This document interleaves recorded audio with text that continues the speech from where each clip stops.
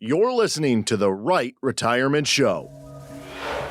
The 70% of people out there listening to the show today are going to need some level of care. It doesn't necessarily mean that 70% are going to end up in a nursing home, but 70% of people will need some assistance out there.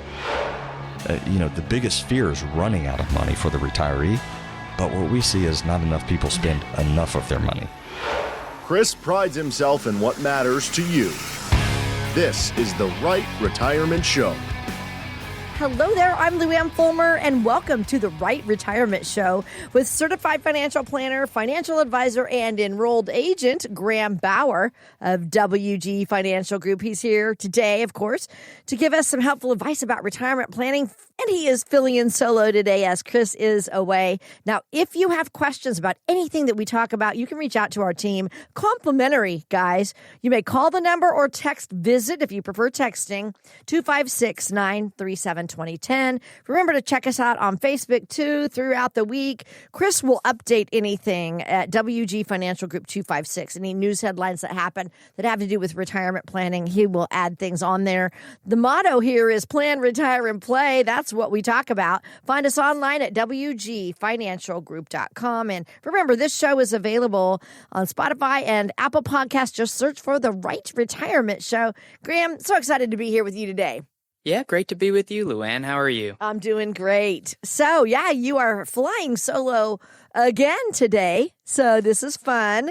Yeah, I know, it's good to be back with just you. I have to say I'm very jealous of where Cris is right now on his family vacation. He's up in grizzly bear country. I guess I'm not jealous of the grizzly bears. I wouldn't be. No. Yeah. I saw that movie. No. Are you talking about the what was that? Into the Wild? The one where the guy with Silence of the Lambs. Okay. You know who I mean? This is terrible. The name's escaping me right now. It's escaping me, but it is so good where a guy does get eaten by a grizzly. It was terrible. And I'm like, okay, never. Well, it's funny. One of my grandfathers, me and Emma do a lot of hiking, and we love going out west when we can and doing hiking. And he loves to send me anytime someone gets eaten or attacked by a bear in the U.S. I get a text from my grandpa, probably minutes after it happens. And he's like, be careful when you're hiking. And, thank you. And we bring our bear spray, but, I don't know. I still hesitate to believe that, a 1,000-pound grizzly bear with massive claws is going to be deterred by some animal-grade pepper spray. But, we'll figure that out the hard way someday. Yeah. Hopefully not. No, that would be horrible. I had some friends that lived in Kodiak, Alaska, and they were hiking and they were in this cabin and they were noticing, oh, wow, a bear's been in here. And just then a bear walks by. Oh, my goodness.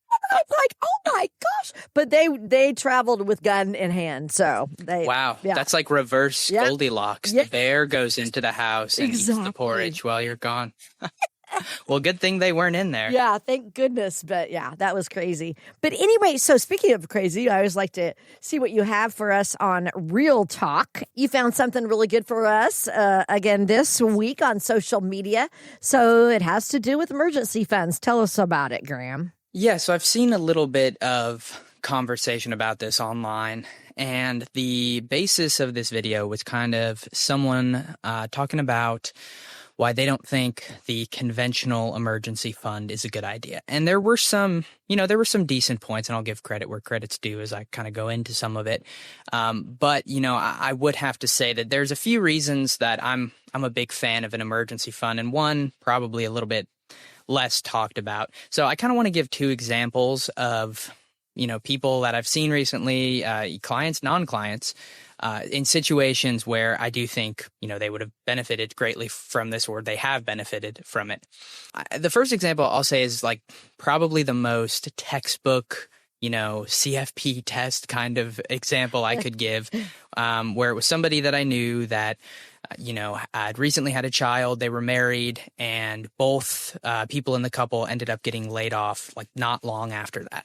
And that is definitely the most textbook example of a time where you want to have an emergency fund. You have a young child, a baby, and, you don't have the income sources that you had coming in, after severance pay comes in or whatever else. So that's the very standard answer that I think people will kind of give if you ask, why is an emergency fund important? Yeah. Yeah. And, I agree with it that in that scenario, it is important. But I'll give another example of where I see it being of use much more commonly, because I don't think all of us are going to be at a point in our lives where, we've just had our first child and a layoff happens. Yeah. Kind of a specific scenario. Right. Yeah. One thing I'll see a lot is clients, maybe they're not even necessarily, not saving because of this, or they're just putting money in 401ks, but they still kind of have a debt problem outside of that, where they tend to still kind of run up credit card debts, just run up car loans, whatever else, to the point where, they're always kind of running a negative cash flow. They don't really have much saved in the bank. And at that point, I mean, you're really using your credit cards or your, lines of credit as your emergency fund. Sure. And you can do that, but, then you are essentially paying the credit card company, 18%, 20%, 25% interest to have an emergency fund. I mean, I think if any of us walked into the local credit union and they said, hey, we're running a special, you only have to pay us 18% to hold your, emergency savings, then we'd be like, I'm not going to do that. I think I'm going to go down and find someone else that give me a little bit more. So I think for getting out of those debt cycles, it is incredibly important, because it's very common to, be in a good place financially, especially if you have kids. Any parent, I think, knows this. Right. And you're in a pretty good place. Like, you feel comfortable, your income is coming in, you're able to save a bit, and then, someone goes to the hospital, a car breaks down, your roof needs to be replaced. It could be a whole plethora of things. Even sometimes just we want to go on a family vacation and you don't have the available cash to do that. Maybe you're even putting money in your 401k, but you don't have the cash available to do it. And so you turn to credit, you pay that interest, and it kind of becomes this vicious cycle where you're working your way back up to zero, for those emergency savings. So I think for that reason, it is pretty important. Now, his point in this video revolved more around what you should do instead of a high yield savings account. And, his recommendation was saying, instead put the money in a Roth IRA, it'll be tax free, whatever else. Right. That's not the worst advice of all time, because yes, you can get your contributions back out. Now, if you were investing that money, I would be totally against that, because you don't want to have your emergency expense money, your, liquid savings invested in, the market, some vehicle that it could be moving up and down wildly. It's like, oh, I could pay for my surgery yesterday, but, after there was some announcement and the market dipped, I can't now. Yeah. So you don't want to get yourself in that situation. But even if you just put it in a money market, yes, you will save yourself a little bit on taxes. But to be honest, Luann, the way that I typically look at it is I would much rather you have your retirement money be your retirement money and your, short-term liquid savings be your short-term liquid savings. I'm not a big fan of commingling these. Right. Because, let's say some year you put $3,000 in your Roth IRA, and 2 months later, it's just sitting in cash, so you don't have to, the interest is tax-free. 2 months later, there's some expense that comes up. You pull back out the $3,000. Again, you can totally do that. And then 6 months later, you say, okay, well, I want to max out my Roth IRA for the year. I got a little bonus. Well, at that point, you can't go back and make a full $7,000 or $8,000 contribution. Really? You can only contribute, 4 if 7 is your max, 5 if 8. Basically, if you make a contribution, pull back out that contribution, you have 60 days to redeposit it. Oh. It'd be considered a 60-day rollover. So you could kind of do like a short-term loan, but most people don't take money out that they're going to have again in 60 days. Like Typically, that quick, yeah. Yeah, that's not super realistic. So I would much rather, and I've talked to young people about this before, just to kind of start with, how much, if you're going to, utilize a Roth IRA still while you're building an emergency fund, how much can you afford to forget about every month? Mm-hmm. So if that number is only $10 or $20 a month, I would rather you just put $10 or $20 a month there and get your emergency fund, get your liquid savings to a good level to where you're not going to have to turn around and dip in to the Roth IRA, because it's going to affect your overall return if you're pulling money in and out. you're not going to be able to invest the money aggressively like you should if it's all sitting in cash. And it could potentially, kind of shrink your ability to make those max contributions. So again, I'll agree on the tax-free side of things. Okay. That is a bit of a benefit to have. But, I don't think that's the intended use of that account. And in general, I don't think it should be. So keep your emergency funds. They're great to have. It shifts more and more as to maybe not needing them quite as much once you're in retirement. But for young people in the middle age, even in the 10, 15 years pre-retirement years can be very useful. Very good. Okay, thank you for that. Very, very good. Great information there, Graham. Now, we always like to talk about things that are going on for federal employees. So what do you have for our federal minute? Yeah, today I just wanted to touch really quick on TSP loans. Basically, taking a loan from your TSP, and some of this applies to people just with 401ks as well. This was a topic that I think we maybe hit on in the past. It was something that was maybe a little bit more advantageous a few years ago when rates were lower, but I still think it's a good thing to know about and understand for federal employees. So you have the ability, if you're a federal employee, a TSP participant, to take loans against the balance of your 401k and, essentially pay yourself back for that with interest over time. There are two types of loans. There's a general loan and a residential loan. The general loan is a 12-month to a 5-year payoff. The max you can take is $50,000, but there's like 3 different calculations. It's kind of wonky. TSP, as the government likes to do in many things, they do things differently than the private sector. So if you have a normal 401k, it's an IRS rule, up to 50% of your balance, up to a max of $50,000, or 50% of your vested balance, I should say. TSP is a little bit different, but, if you have a high TSP balance, it's probably going to be $50,000 maximum. Okay. So you can take up to that amount, payback period, between a 12 to 60 month for a general loan. And you borrow that at the G fund rate. So right now, the G fund rate is, 4.25%. That's why I was saying a couple of years ago, people did it a little bit more when you had like a 1.5% G fund rate. The borrowing cost was even lower. Right. But I do kind of want to bring this up mostly for the point of, I see a lot of people come in. I would say, it's probably somewhat unique to federal employees. It's not just federal employees, but they can be a particularly conservative bunch of people investment-wise. So I see a lot of people come in and have a lot of money, or maybe sometimes even all of their TSP in the G fund. Okay. And I do think that this is kind of a good alternative to doing that if you have some, high interest debt that you haven't taken care of, or even just, medium interest, 6, 7, 8% kind of debt as well, because, you can take this loan, instead of paying interest on whatever you're paying on, if it's a credit card, a high interest car loan, be paying yourself back on the interest over a period of years. And another thing that's kind of unique about the TSP is, unlike, I think, as far as I'm aware of, most other 401k plans in the U.S., you can actually pay back the loan through direct debit. It doesn't have to be payroll deduct. So what that practically means is, if you leave employment, you can continue to pay on the loan.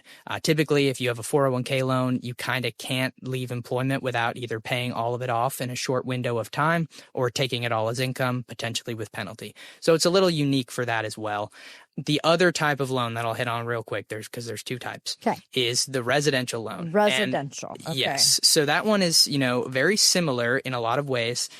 You have to submit documentation. It's for purchasing homes, building homes only. You can't use it to buy like raw land and things like that. Okay. Same limits on how much you can take out for it. But the payoff period is 1 year to 15 years. So it's a much longer payoff period, and can be a good way to say, even if you're someone who, let's say, is in, your 50s or 60s and you're still a federal employee and you're trying to upgrade and buy a new home, and you're going to have to put some extra money down, your home equity is not going to cover it. Could be a good way to get an even larger down payment down at a pretty reasonable rate. which I think today the G fund rate is, might already said this, but 4.25%. So it's going to be probably a couple percentage points lower than what you can get through normal financing. So I think it's a really interesting option for people in the TSP. And I do think that direct debit option of being able to pay it back after you've actually left employment is a really interesting kind of feature that they have just for federal employees. It's not something I think you really see ever in the private sector. Right. Okay, very good. Interesting. Didn't know about either of those. Of course, I don't have any pension like that, but those people who do, very helpful advice. Thank you, Graham. Now, I want to talk a little bit about small business owners and maybe their employer plans. So you guys are small business, so you know all about it. Yeah, we do. And it's honestly a pretty complicated topic because there's a lot of different plans for small businesses, and they really depend on, your type of business structure, because every small business is really different. I think a good example of this is, over the last few years post-COVID, there's an article from the U.S. Department of the Treasury talking about the small business and entrepreneurship post-COVID expansion. And that was a real thing. You probably see headlines on, news and other outlets, social media, whatever else, that there are like record numbers of small businesses being started in the last few years. And that is true. But I think it looks a little bit different than maybe it's proposed to look, because a small business is a very wide range of things. So, for example, if you are someone who, I just referenced federal employment. So let's say you're a federal employee. Okay. And you work 40-hour weeks. You've been with the federal government for a long time. And then, in 2023, you said, well, on the weekends, I'm kind of bored. Maybe I'll go, deliver groceries for some, grocery delivery platform, or maybe I'll go do DoorDash, or maybe I want to start, making my own like wooden bowls and selling them at farmers markets and online or something like that. At that point, even though it might not feel like it because you don't have a storefront and maybe you don't have a website and you almost feel like just a kind of a side hustle, you are considered a small business. So it opens you up for some other options when it comes to other retirement savings, but it also adds you in those statistics of the new small businesses being started in the U.S. So there is it's kind of an interesting thing to watch. But getting into, the funding some of those employer type plans when you're a small business owner, I think the thing that I always start with, no matter what kind of business you can have, a construction company that employs 100 people or 50 or 75 people, or, you can be just some solo independent contractor, being like a video editor or something like that. I think the first question you always have to ask when you're talking about this with someone is, how much are you able to contribute towards your retirement? Because that dictates a lot of where you should be saving, what kind of plan you should set up. So for example, I had a call with someone not super long ago, just kind of giving them some pointers on a few things. And they were calling because they wanted to ask about, setting up a SEP IRA or a solo 401k. And we're kind of looking for advice on what to do there. And as we were talking about it, they ran a pretty small business and didn't have any employees. And I was kind of asking, well, how much are you actually going to be able to contribute to this plan? And they were saying, well, maybe like $2,000 or $3,000 a year. And if that's your number, if it's in that range, you should probably just be going the Roth IRA or traditional IRA route if you're under the 7,000 limit, because there's really no great use in setting up an external account, with some actual type of employer plan. It's just more to keep up with, and you don't really need to be doing anything that complicated. Oh, okay. But once you get over that limit, if you came in and said, I'm making $200,000 a year from my small business and I want to be contributing, let's just say, 20,000, then it's kind of a different conversation. You have to get into what's the best way to do this. So there's a few types of accounts that, you can be looking at. The big ones that are kind of always talked about as the small business accounts are the solo 401k, the simple IRA, and the SEP IRA, which is usually called the self-employment IRA. Right. Kind of for slang. But so as you're looking at these plans, I would also wager to say that the traditional 401k should probably be included in this too, because a lot of small businesses do end up just having traditional 401ks, even though there are some of these other options available. But kind of going through these real quick to highlight a few differences. The solo 401k is basically for someone who is completely solo in a business other than, a spouse. So you can have a maximum of 2 people if the other person is your spouse. But this would be for someone that, let's say you're out there and you have some kind of side gig on top of your normal job that's not affiliated with your normal job, and you're making another, $80,000 a year, and you want to contribute $20,000 of that. The solo 401k could be a good option, but as soon as you have any employees that you're dealing with, that's not really going to be an option anymore. It has to be just you in the business, which you do see more and more of these days, as I said, just because of gig work, side hustles, jobs like that becoming such a big thing. The second kind of option that you see float around a lot is the simple IRA, which is geared towards small businesses. It is an employer plan, so you do have to make, mandatory contributions for your employees that are on the plan. There can be some, stipulations on who gets on the plan based on years of service, age, things like that. But generally, that's a type of plan you would set up if you had, maybe 10 employees and you didn't want to, you wanted to just kind of something that was easy to administer, and you wanted to contribute, just maybe 3% to it and not really have to deal with it too much. You could go that route. The downside there is you, as the employer, can't contribute as much, unlike a 401k that's got a, $23,500 maximum, not including catch-up. The simple is at $16,000. Okay. So it's, going to limit your own personal ability to save, as well as the ability of your employers or your employees, rather. So I would say that is a very rare type of plan to see. You see it from time to time. But it usually in very small companies, someone that just doesn't want to deal with filing the tax forms and the, non-discrimination type things that come along with the actual 401k plan. Right. And then the other option, as I mentioned, was the SEP IRA, which again, kind of sounds like the solo K and the SEP IRA, they kind of sound like the same thing. And they're usually the two that someone who is totally solo in a business will be in between just for ease of setting up or whatever else. But the SEP IRA is also geared more towards someone without employees that they want to make a bunch of contributions for, because, if you do 10% for yourself, 15% as the employer, you have to do that for the employees as well. Oh, you do? That meet certain stipulations. So, I've talked to people before who own, let's just say, some kind of brick and mortar business where they employ some lower level, just kind of clerks, cleaners, things like that. But they are people that are on their payroll. If those people have worked for you for the 3 out of the last 5 years and made, more than like $750 compensation in those years, at some point, if you set up that plan, make a contribution for yourself, you'll also have to make a contribution for those people. Okay. So it's usually used most, like I said, for someone who is totally solo in a business, doesn't employ anybody else, at least, or doesn't have any long-term employees. If you're someone that just, maybe hires some high schoolers over the summertime to help for like a month, but it changes every year, that's not going to affect you very much.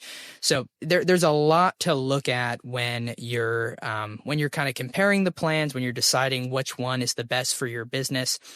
But, I'll jump back really quick to the traditional 401k, because I do think that there is maybe kind of a perception that, that's, at least in the financial planning world, that's not something that people use in smaller businesses. But it really is in a lot of cases. Even pretty small businesses tend to gravitate that route. There are some extra expenses, administrative things. There is things to think about. You have to file, like I said, non-discrimination type things, which, to clarify what I mean by that, it's not like a gender, race, age type discrimination thing. It's more about compensation. But it's a little bit more to deal with. So people look for other avenues. But, more so where we see this being useful nowadays is on the, side gig, side hustle type of person that works a full-time job, but they also have this other source of income that comes in. Because what you'll see, from time to time is someone that, is on the younger side maybe, and they make pretty good money at their job and they're maxing out their 401k. And at that point, if they're doing that, if they're maxing out their Roth IRA, if their, AGI is low enough, it becomes harder to find other avenues to help yourself on taxes, to either be getting more Roth money in or, lowering your overall tax bill. So if they have this side hustle income, it a lot of times allows them to contribute, a good bit more towards retirement, using this secondary job income source. Graham, I got to tell you that I ran into a friend that I haven't seen in years, and I asked her, "Hey, do you guys still live at that same house?" And she goes, "Oh no, we haven't lived there for 14 years." I'm like, "Oh, every time I drive by there, I think about you guys, And she goes, "No, we moved upstairs of our business." So her husband's self-employed small business owner, and they moved in because they needed the money for his business, and that's where they live now. And she said, we're both turning 70 and we won't be retiring for a long time. And I felt she's a social worker, so I don't think she has any type of a pension, I don't think. But I did feel really bad for them, Yeah, there's a lot of people that end up, sometimes in retirement, but even pre-retirement kind of end up having to do some kind of, extra thing on the side, or if you're a small business owner, make some extra sacrifices, because it can be a very, very tough world to be in. When you're the employer, it's a lot different, or I should say, even if you don't have employees, if you're just the owner of a business, right, It's a lot more responsibility. You carry a lot more liability. The insurances you have to pay for and the things you have to think about are just, a lot more. It's kind of like, I guess it is literally like this. It's, when you go to a restaurant and you go out to eat, you're just the one eating there. You don't really think about, what it takes to make the place run. Yeah. It's just like, why isn't my food out yet? Whatever else. But there is someone that has to, stress about making sure that all the cooks showed up on time, and the hostesses and the busboys are all there, and everyone's getting paid correctly, and all the, the taxes are getting paid and everything. So it is a big responsibility. Honestly, I'm very impressed by people who are able to balance that on top of a full-time job. I met someone not too long ago who did, I forget what they did for a living, but this wasn't a client or anything, just someone who had like a side hustle setting up tents for like events. Oh, yeah. But like in people's houses, I guess it was more geared towards kids. Yeah. Or like sleepover parties Sure. or something like that. Yeah.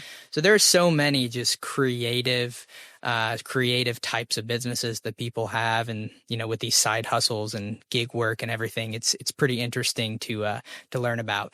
But so if you're listening right now on Sunday morning on your way to church, you can hop over to Apple Podcasts or Spotify to catch the second half of the show. We're about to take a break here. The number is 256-937-2010. Again, the number is 256-937-2010. You can call in or text the word visit to the number as well to book a time for your discovery session. Are questions about your financial future, such as, have I saved enough? Or will my retirement last, keeping you up at night?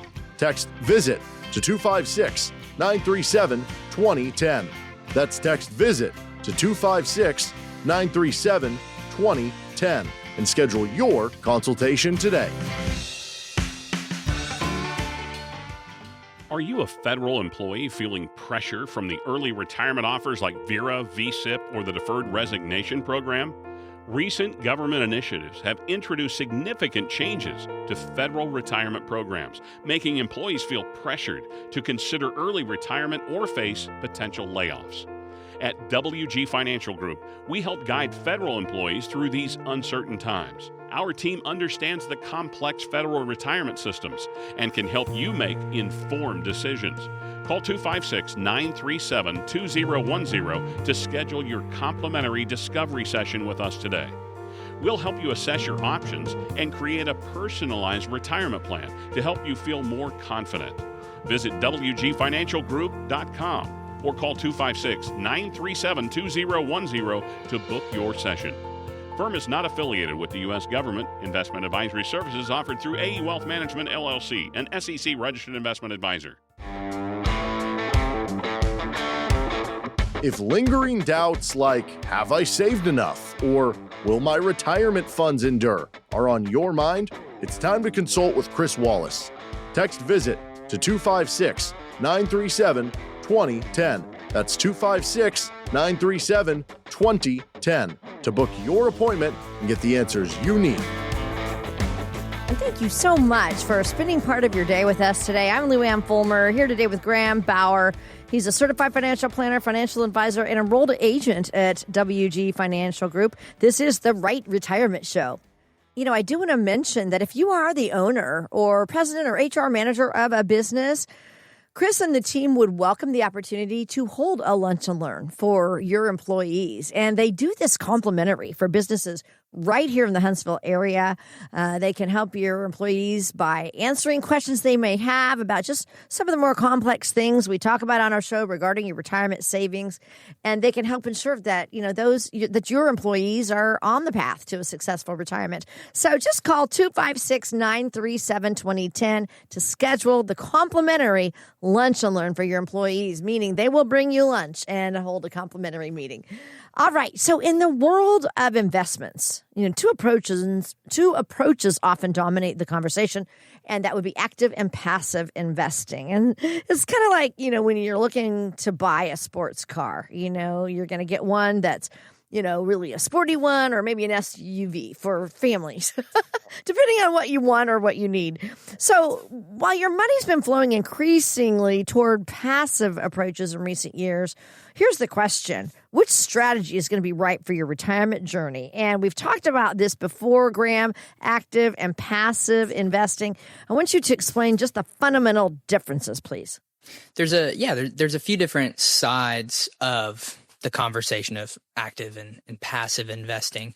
There's obviously the side of with individual investors saying, are you an investor who actively is trying to, pick stocks and, move your portfolio around all the time? Or are you just, buying into funds and, letting that be that? But then there's kind of the second layer of, if you are that second person buying into funds, are you buying into active or passive funds? Because, if you're buying ETFs and mutual funds, those a lot of times have fund managers. Some of them are set up to be active. So you're kind of, more or less paying with a fee, a professional to do some of that, or, passive, which is more like a ETF, just kind of tracking an index. I think a good way to kind of think of it is, fundamentally active investing, whether you're doing it individually, kind of on your own time, you just have like a E-Trade account set up, or, a Robinhood or whatever else, and you just buy random stocks when you think the company is going to go up. Or if you're someone that is buying into funds that are actively managed, the goal is obviously to kind of try and beat the market. Where with passive investment, you're more or less just trying to keep up, keep pace, and, get the returns of the broader market. So I think that a lot of times people understand, if they personally are an active or a passive investor, it's pretty easy to look at yourself and go like, oh, do I go around and, monkey around in my portfolio all the time? Am I, getting trade notices from all my buys and sells like 10 times a day? But it's a little bit harder to tell maybe just to the average person if you're, buying into funds that are active or passively managed, because, there's so many out there, and, there are a lot of differences in those two. So again, I think kind of the fundamental difference to kind of think of as you're thinking through, is this an active investment strategy or a passive investment strategy? Is, are we trying to do better than, the underlying index, or get more return than the overall market? Graham, I got to ask you, has technology changed the landscape for these investment strategies? Talk about that and how, innovations have impacted investors. Technology has been, huge Yeah. in a lot of ways. It's pretty crazy to me. I mean, obviously I wasn't around 60 years ago, 50 years ago, 70 years ago, but it's so funny nowadays to think about like standing on, the floor of the New York Stock Exchange, like writing out, tickets for orders and trying to get someone to take it. I think that actually still kind of happens to some extent, but I don't know if it's more of just like a, nostalgic performative type thing, or if people are actually genuinely trading that way. But the technology has definitely, I think, been a good thing in a lot of ways, because you can learn a lot more than you ever could before, more easily. There's a lot more access to information. In some ways it might be easier to avoid some of the, more like stock scams that there were. Not that those don't exist anymore. But, some of those things have been a positive. I think the negative has been also, in a way, how easy it has become to, actively trade. Because I think it leads to a lot of people making very emotional decisions.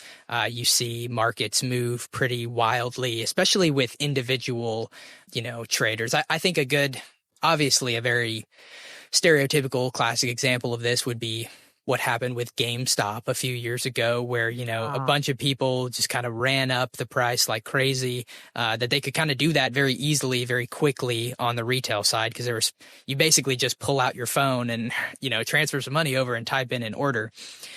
But I think another example that's kind of interesting to look at is, even if you look at a company like Tesla, I mean, obviously they're one of the biggest companies in the world, but their stock price moves wildly year over year. They've been up and down 50% swings. Is like no problem for them. It seems like that just happens all the time.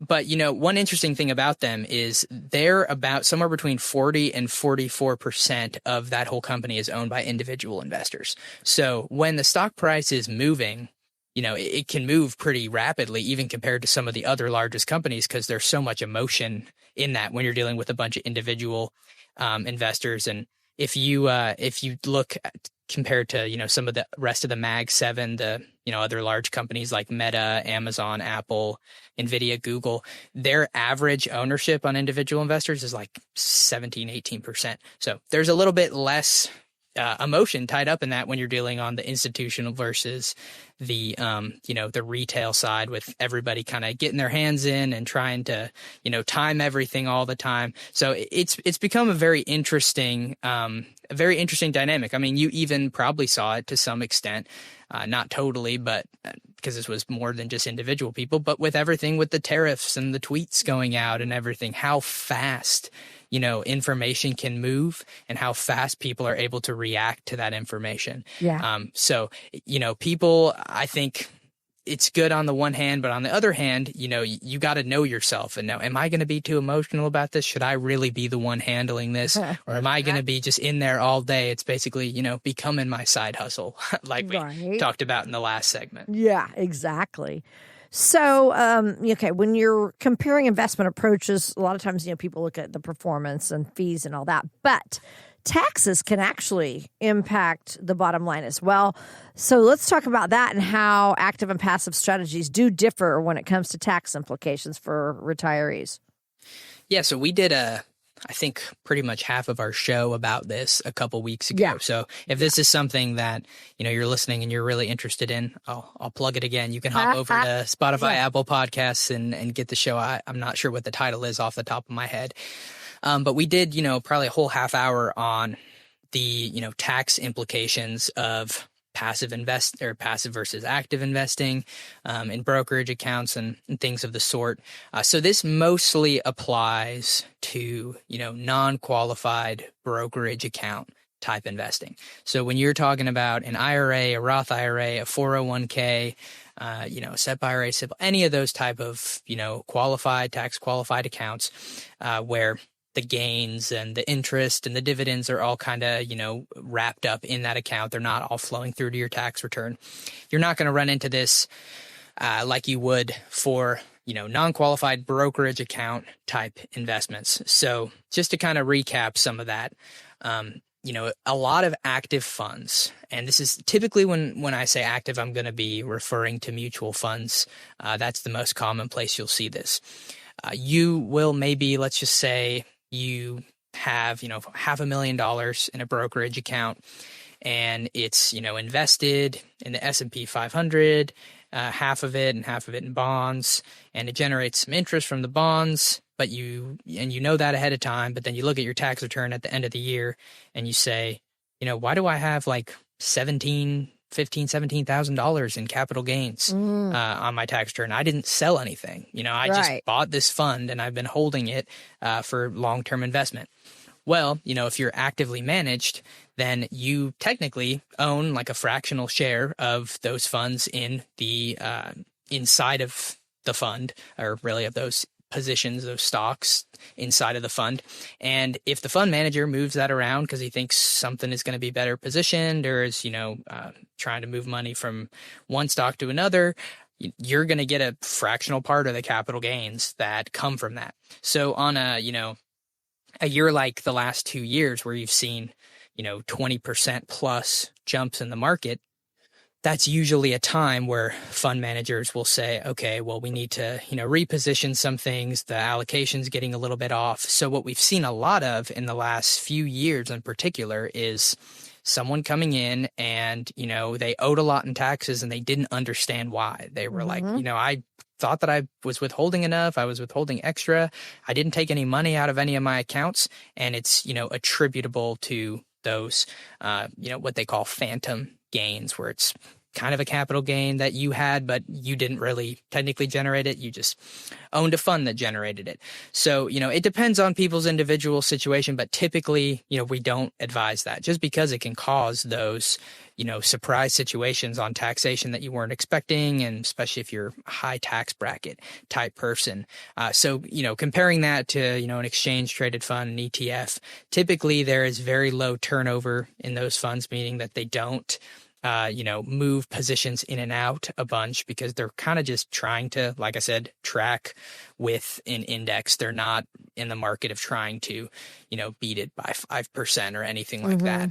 So, some people just don't even really understand what they have inside of those accounts until they see that tax bill, and then they get real surprised. And then they get scared, and then they want to call you. And speaking of, here's the number. If you guys have questions and you're perplexed about something going on with your retirement funds, 256-937-2010. That is the number to call, or you may text the word visit. All right. Text the word visit. Very simple to get to hold of the team at WG Financial Group. They would love to guide you on any retirement questions that you have. If it has to do with taxes, investing, you want to figure out where you're going to get your income from. They even address healthcare and estate and legacy planning. In fact, I need to mention the Rite Retirement process that you guys take your team through. I'm going to kind of let you take us through that. The word right that we use, we're not spelling it like R-I-G-H-T. No. We're spelling it R-I-T-E. Right, the Rite Retirement process. We want you to have the right plan. So tell us what that is, Graham. Yeah, so when somebody comes in for a meeting and goes through the Rite Retirement process, we hit on a bunch of different points, and we're trying to hit on, not just the investments. So we're talking a lot about investments today, but if you come in the office, that is not all that you're going to hear about. The R stands for retirement income. So what that looks like practically is, taking a look at your income ratio, meaning how much guaranteed income do you have versus how much are you going to need in retirement? What is the optimal time for you to collect Social Security benefits? Is your spouse going to be eligible for any benefits? Do you have any dependents that might be eligible? Any other situations like that? Taking a look at pensions, should you take survivorship? All of the different scenarios with those different years of retirement. The I, that stands for investments and insurance. So, looking at your portfolio, do you have a bunch of actively managed funds that are pushing a bunch of taxable income back on to your portfolio? Are you paying really high fees to be in them? Do you have a very high expense ratio?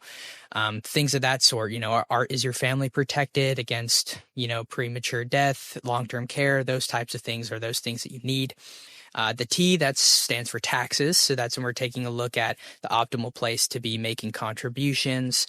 Roth conversions, charitable giving strategies, post-death giving strategies, all those types of things. And then the E is estate planning. So making sure you have all your documents in order, that, your family's not going to have to clean up a whole mess after you're gone, and just make that as smooth as possible. So, that's the process that we go to. We kind of score people on those different categories. We always say it's not to tell you that you're doing a really bad job. It's just to say, hey, here are some places where you might not have been thinking about there being some inefficiencies that you can improve on, really. Yeah, I can't imagine not going through retirement with a, sort of a guide, and a plan. And that's why we do this show. We want to make sure that you have a well thought out plan and what you're going to do with your assets in retirement. You've got your dreams. We want you to plan, retire, and play. You have dreams, and we want to make sure that you can do all of those things. And that all comes with having a plan, a written plan. And this is what Graham and Cris and the team at WG Financial Group do with retirees every single day. So again, remember that number, 256-937-2010. You may call that number or text the word visit for a complimentary visit. You are listening to the Rite Retirement Show. So happy to have you along with us today. So both active and passive investing obviously have their own strengths, and drawbacks. What key factors should retirees or those that are coming up on retirement particularly focus on when they're trying to decide between these investment approaches, Graham? Yeah, well, one thing we talked about a second ago is taxes. And I do think that is a very important consideration depending on the stage you are in at life. So that's very important. I think another thing you have to think about, and maybe this is more talking to the people who are doing it on their own, being a little bit more active, is, what is your risk capacity and, what is your risk tolerance? I'm going to assume that, if you're someone who's really active, you probably have a slightly higher risk tolerance, but figuring out, what is your risk capacity? So meaning, how much risk can you afford to take at this stage in your life? Because, when you're 20, 30, 40, if you're, messing around a little bit with funds on the side that you're just like, oh, I like this company or whatever else, that's not really a big deal for most people, as long as they're not making that their whole retirement picture. But, once you get to a stage where it's like, okay, I actually need this money in the near future, whether that's I need it 5 years from now, whether I need it in a couple of years, or whether you're withdrawing from it today, what can I actually afford to lose if I'm going to be, very aggressive, very active with these funds? So I think that's something to definitely think about. And then from there, you do also have to think about what your risk tolerance is and say, maybe I've been active most of my life. Maybe I've been, purchasing stocks and trying to beat the market and whatever else. But, now that's kind of starting to freak me out a little bit. I'm getting a little jumpier. That might be a time to say, hey, maybe I need to take a more passive approach. Maybe I need to be a little bit more conservative, which can be a hard thing for people to do sometimes. I was talking to someone recently who, had kind of got really spooked a couple of years ago. And I've talked to a few people like this with, the drop in 2022. And he was kind of saying after that point that, he went a lot more conservative than he had ever been before, just with his own personal investing. And yeah, he's missed out on a lot of return the last 2 years. But his perspective on it was, I don't really care because I feel infinitely more comfortable than I did when I was being a little bit more aggressive and a little bit more active with the money. And so I think you have to think about that is, you can't just be in retirement and look at the S&P 500 and say, okay, I need to get this return, or I need to get even a better return than that. Because, in order to do that, you're going to have to take on, a good bit of risk, probably be 100% stock, which most people aren't. So it becomes a question of, what is your mental well-being? What is your comfort worth? If that's worth, in my opinion, I think that's worth giving up a little bit of return for, to say, I don't go to bed nervous that I'm going to wake up tomorrow late and, there's going to be a huge drop and I'm not going to be able to, go on my vacation this year or whatever else. But to be able to say, I saved all this time and now I'm going to transition more to preservation rather than just a full growth mindset. So, I think it's something for people to think about, to make that transition, but it's a hard transition to make. And a lot of people, especially people who are aggressive throughout their lives, have a hard time saying, okay, maybe it's time for me to slow down a little bit. I know one thing my grandpa always talks about is that at some point in life, he kind of decided he didn't want to ride motorcycles anymore. He's just like that. Just, I did it my whole life, right. But if I fall off at this point, I'm going to get a lot more hurt than I would have if I fell off when I was 20, 25 years old. Yeah. And I think the same thing is true for a lot of people investing, to say, hey, if I mess up, if I fall off the road at this point, that's going to hurt way more than it would have 40 years ago. So you have to be managing that over time and kind of letting, both your risk tolerance and your risk capacity, kind of try to find that equilibrium where you can feel comfortable and still, be keeping up with inflation and getting some level of return. Okay, so this is totally off topic, but kind of like your grandfather. The other day, I was going to do a somersault. Do you know how long it's been since I've done a somersault? So wait, hold up a second. Why were you going to do a somersault? It's a long story. I was giving an example of how when I was a little girl, I was swimming in a very shallow pool and I got stuck upside down doing a somersault. Oh my goodness. Yeah, no, I was kicking my legs. My son-in-law couldn't understand. And so I was going to explain it and I got scared. I'm like, I can't do it. My brain could not do a somersault, Graham. So it made me mad. So last night, I did it again. I'm like, I'm doing a somersault. And when I did it, oh, wow, it is not the same as it used to be when I was little. I'm like your grandfather in that I felt it all along my back, and I'm like, oh, wow, things change. I'm with him. Things change as you get older. Yeah, there are just those muscles that you don't work anymore at some point. I know even, I'm not at the age yet where I should have back pain, and I usually don't, but if I used to do gymnastics and stuff as a kid. And if I try to do like a handstand or something now, or a cartwheel, it's just like, it hurts. Yeah. But there are muscles that you just don't use anymore. Yeah. So. And you used to not think about it. But anyway, I digress completely, but I do understand what your grandfather's saying on that riding a motorcycle. Yeah. You gotta weigh risk reward. I mean, even sometimes, I'll, have a long day or something and think, maybe I should go get some Chick-fil-A or something. We don't really want to cook at home. Right. It's like, but the stomach ache that I'm going to have. Oh, yeah. Is that worth really? Yeah. the convenience? Everything in life is risk reward. It is. And you really just have to try to balance the two. It is. And there's just so many factors to consider when you're thinking about investing in retirement. So it's going to be challenging, to figure out which is right for you in your specific situation. But this is what you do. You help people evaluate, right, whether their current investment strategy is going to be fine for their retirement timeline. So tell us about that for a little bit.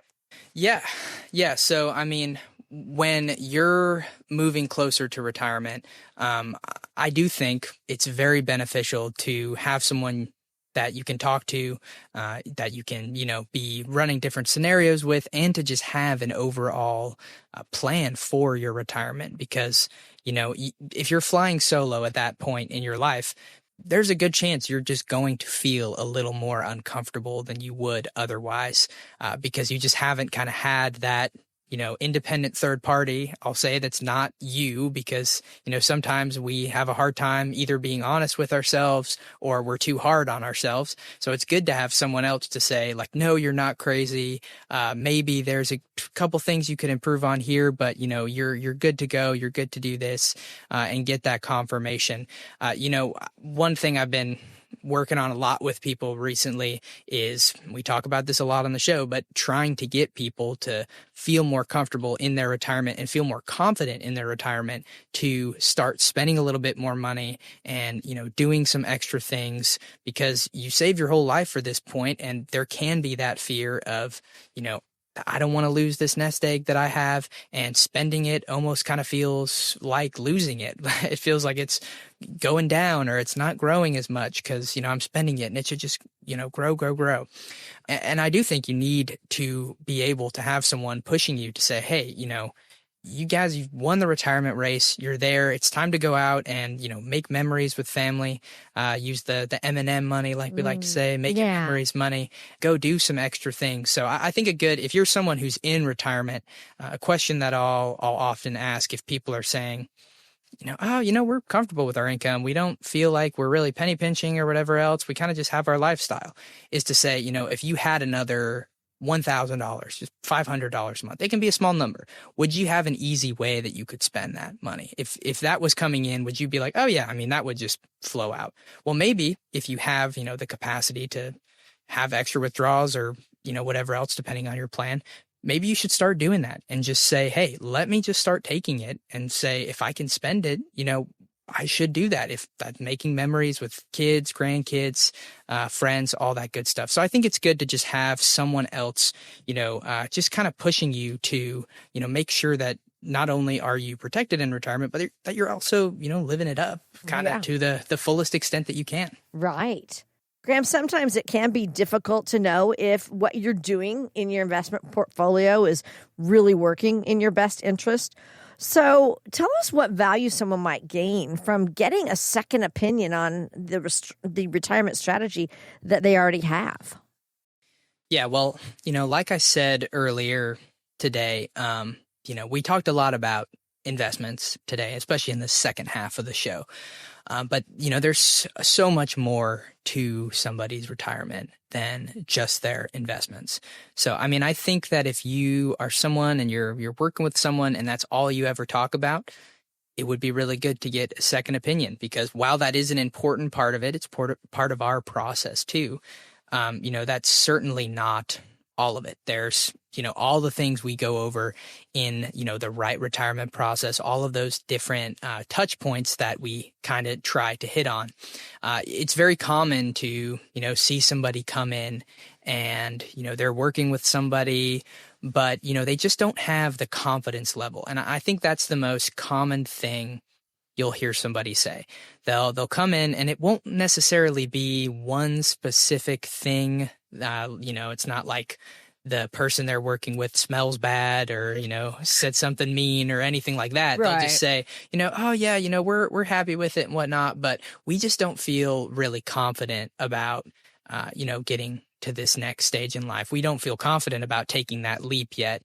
And, at that point, our goal is to kind of dig in more and, touch on all the different items, ask some questions that they probably haven't been asked before, maybe questions that, you've never really even thought about too much before, to try and, get to the deepest level we can of your retirement planning to get you as comfortable as you can to kind of make that second or that leap, really.